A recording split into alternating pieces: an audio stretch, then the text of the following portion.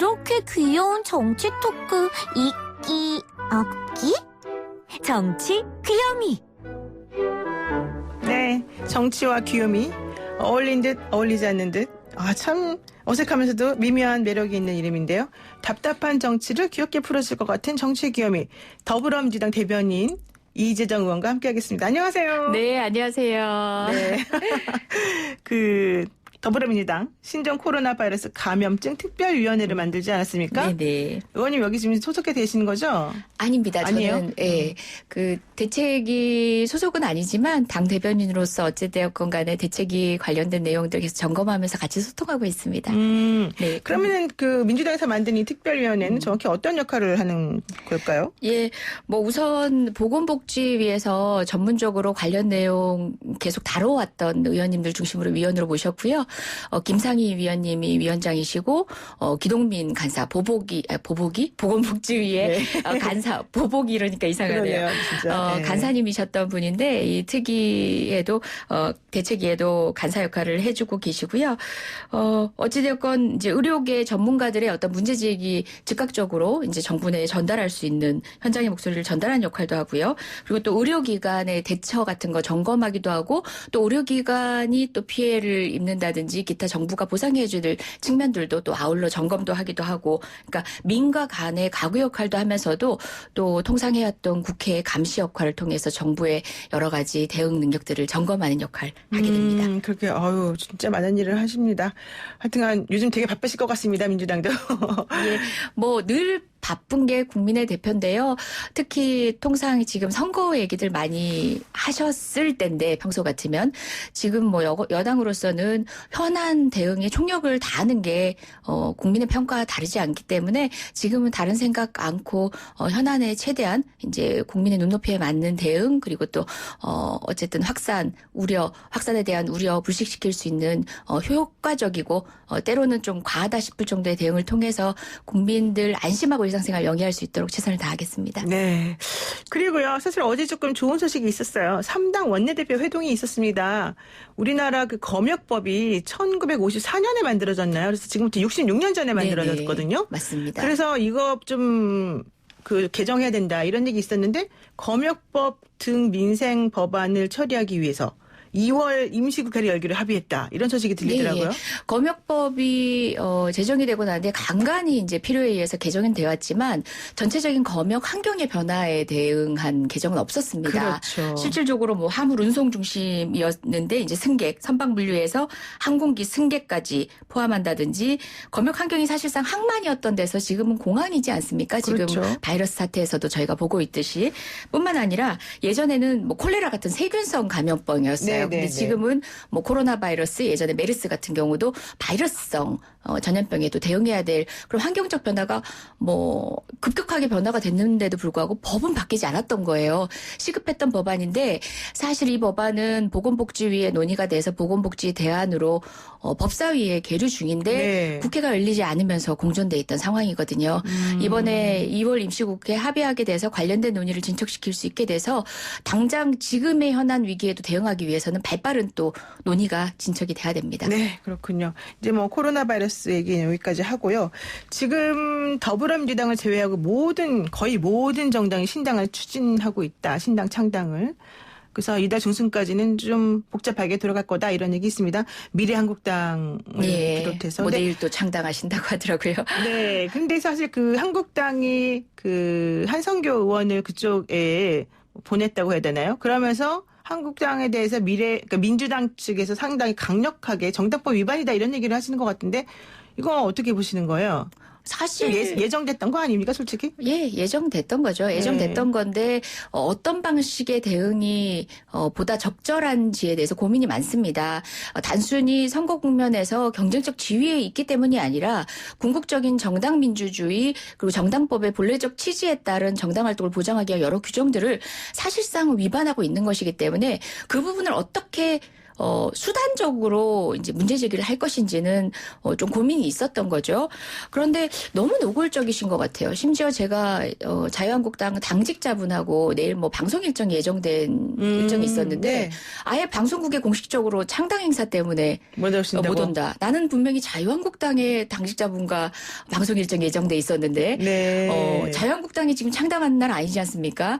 미래한국당 창당 때문에 방송 일정을 미뤄야 된다라는 얘기가 너무 노골적으로 나올 정도로 사실상 같은 당이잖아요. 그런데 우리 정당은 각 정당의 독자성을 기반으로 해서 그 정당에 대한 지원을 하고 있는데 이렇게 되면은 사실상 하나의 정당이면서 혜택을 이중으로 받는다든지 등 비단 이번 선거에서의 비례의석을 더 확보하는 이상의 국가적 혜택도 사실은 꼼수를 통해서 이중적으로 받게 될 수 있거든요. 네. 그 부분에 대해서 사실 법리적 검토가 필요하고 어떤 방식의 제재가 필요할 건지는 민주당 차원이 아니라 우리 사회적 차원에서 좀 고민이 필요하다 싶은 생각이 들어요. 그러시군요. 민주당 입장에서는 경쟁자다 보니까 다르게 해석될까 싶어서 오히려 지금까지의 노력들은 좀 수세적이지 않았나.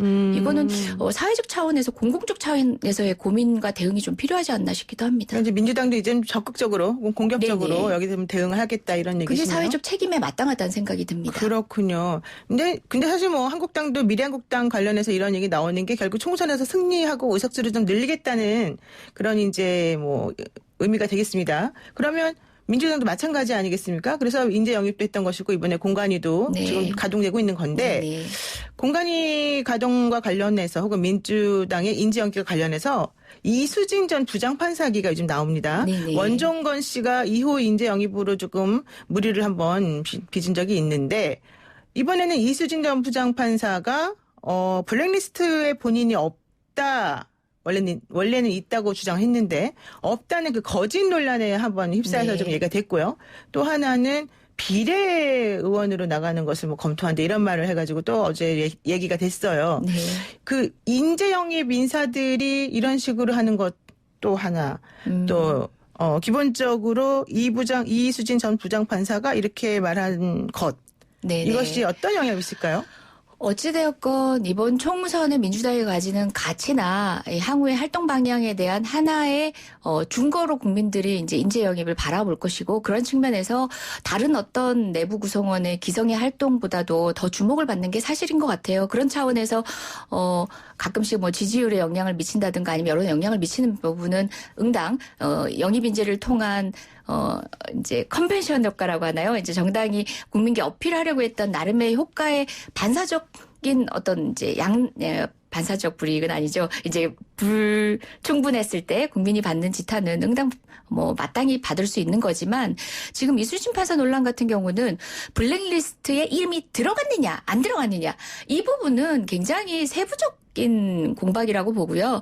사실상 이수진 판사가 이 사법농단 사태에 있어서 그 본인의 역할을 했던 것은 민주당만이 아니라 사회에서 먼저 언론을 통해 가지고 환기돼서 우리 모두가 알고 있는 내용이고요. 그런 차원에서 어떤 핍박의 환경이 놓였겠는가는 다들 공감하고 있는 바일 겁니다. 블랙리스트라는 특정 리스트에 들어가고 안 들어가고의 문제를 가지고 뭐 거짓말이다 아니다 하는 것은 너무 세부적이고 지엽적인 부분으로 흐르는 것 같고요. 그 부분에 있어서보다는 이수진 판사가 가진 사법농단에 대한 본인의 입장 그리고 향후 사법개혁에 대한 비전을 좀 주목해 주시면 어떨까 하고요. 저는 뭐 잘은 모릅니다. 영입인사가 이제 뭐 모두 인연이 있었던 게 아니기 때문에 저도 이제 뭐 당을 통한 어떤 영입의 배경 설명을 통해서 대략 알고 있지만 그분의 역할에 대해서는 기대를 하고 있고요. 모든 영입인사가 다 마찬가지입니다. 지역이든 비례든 간에 뭐 전략이든 어떤 약속을 받고 들어오신 분들이 아닙니다. 그리고 이번 총선에 반드시 나가야 된다라는 목표를 요청받은 것도 아니고 본인의 요구를 우리가 또 들어줄 것도 아니고요. 사실 네. 정치적 역량을 본인이 어떤 방식으로 헤쳐나갈 것인지는 또 본인의 역량에 달려 있습니다. 그 부분에 대해서 본인의 계획을 이제 본인의 정치 역량, 정치적 책임하에서 어떤 발언을 하는 것에 대해서는 제가 또 어떤 코멘트를 하기가 쉽지 않은 상황이긴 한데요. 여튼 간에 지금 우리가 비례의석이라는 게 한정돼 있고 민주당으로서는 쉽지 않은 상황에서 또 지역구 역시도 사실 공천을 받는다, 뭐 전략 공천을 받는다는 건 혜택이기도 하거든요.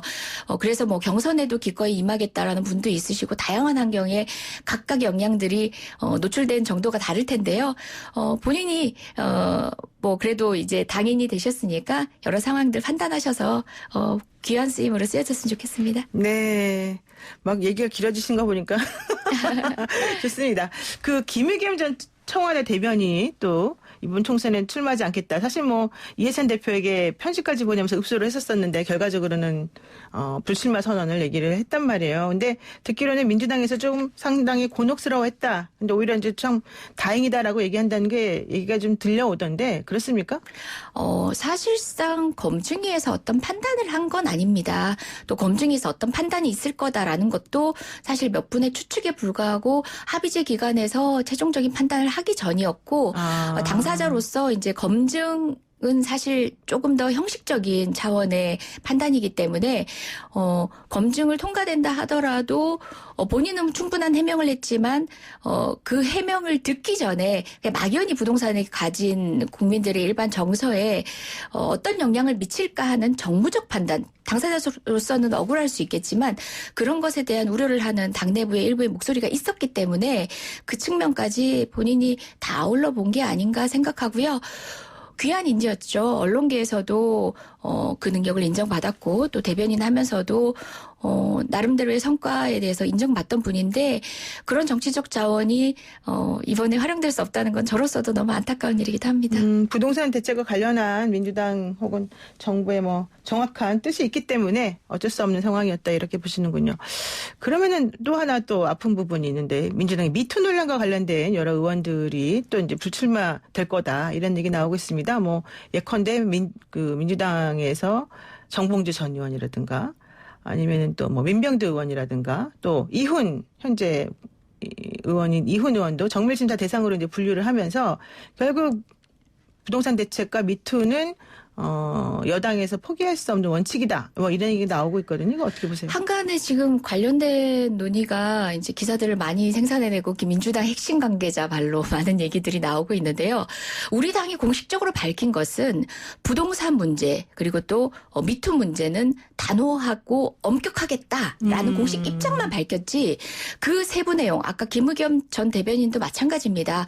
어떤 판단을 한 게 아닙니다. 그분에 대해서 그분의 부동산이 뭐 투기성 투자였다든지 이런 판단을 한 게 아니거든요. 네. 민주당은 단호하겠다는 것이었고 다만 그 과정에서 그 사람들이 어떻게 될 것인가라는 세간의 주목, 언론의 관심이 그분들에 대한 어떤 평가까지 내려버린 것처럼 보이는 게 조금 개인으로서는 억울할 수 있겠다는 생각이 전 좀 듭니다. 다시 한번 말씀드리지만 네. 미투라는 것은 저희가 사법기관이 아닌 이상 피해자가 문제 제기를 했을 때 아무래도 정당 입장에서는 보다 보수적으로 판단할 수밖에 없는 건 당연히 예정돼 있겠지만 예를 들어 개개별적으로 본다면 각각의 소명이 받아들여지고 국민께 납득이 가능하다면 그건 또 해소할 수 있는 거고요.